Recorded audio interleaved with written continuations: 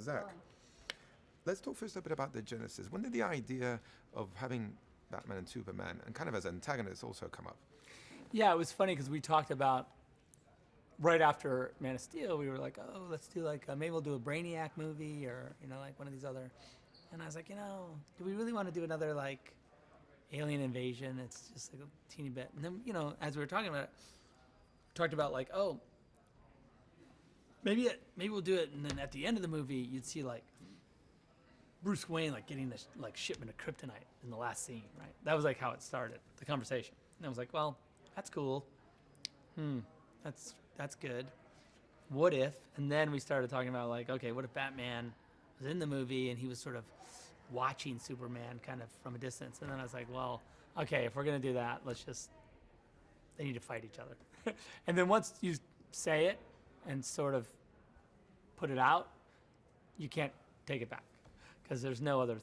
Like, okay, no, you know who's cooler than Batman is there's nobody. So that's kind of how it started. And then once we had Batman in the movie, we knew, I kind of pretty much knew if the universe could support a Superman and Batman, then it could support the rest of the Justice League. But for a fan like you, I mean, what was it like to have three of the most iconic superheroes and two of the most iconic villains in the same movie? Yeah, I guess it's a dream come true. It's like in a weird way, even just in the camera test, when I was just like look at the three of them, I was like, this is right. It felt right. Because there was, I think after doing Watchmen, and sort of dealing in that big sort of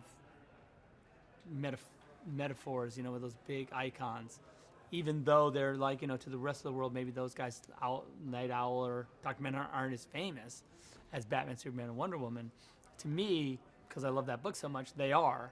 And so now when you sort of switch that, take that aesthetic or that sort of those sensibilities and really focus them now on the actual, like the big three, it's a cool, it's like you got to know the rules before you break them kind of a thing. And I think that's how it worked out for me anyway. I think Ben is great as Batman. What do you think he brought to the role? Ben brings Ben's an amazing Bruce Wayne. Probably, I would argue, probably the best Bruce Wayne ever. And then by proxy, Batman. And he does, because our Bruce Wayne is not pretending, like to be broken. You know what I mean? Like his sort of the monk warrior. He's not the monk warrior. He's really, the pain is real all the time. And so being a playboy is a way of hiding pain, like sort of, or dealing with it when he's not Batman. And so that was like what I think Ben really kept that.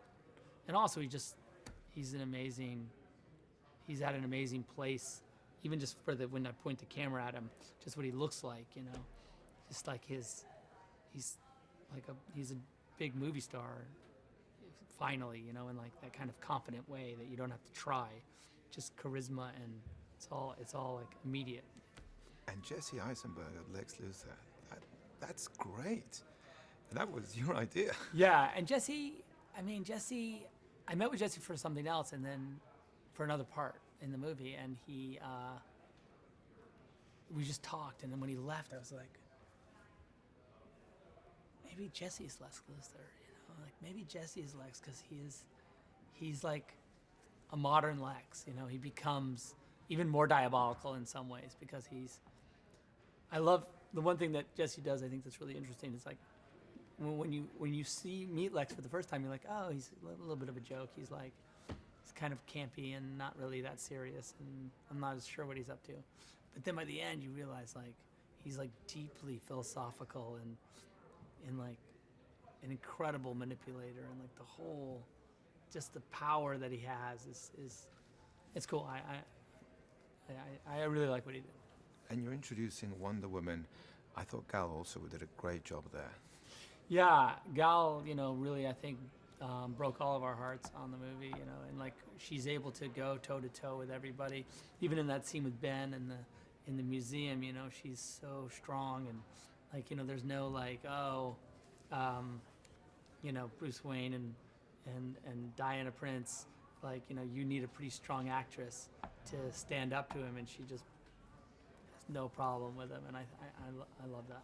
So just to wrap it up, we can make the next one shorter. What should the public expect from this film? I think they need to expect, if they go to the movie, which is fine, just like, oh, I'm going to see Batman fight Superman. That's a great way to go to the movie, because the movie's a lot more than Batman fighting Superman. And so I think that you're going to get that, of course, but you're going to get more, I hope.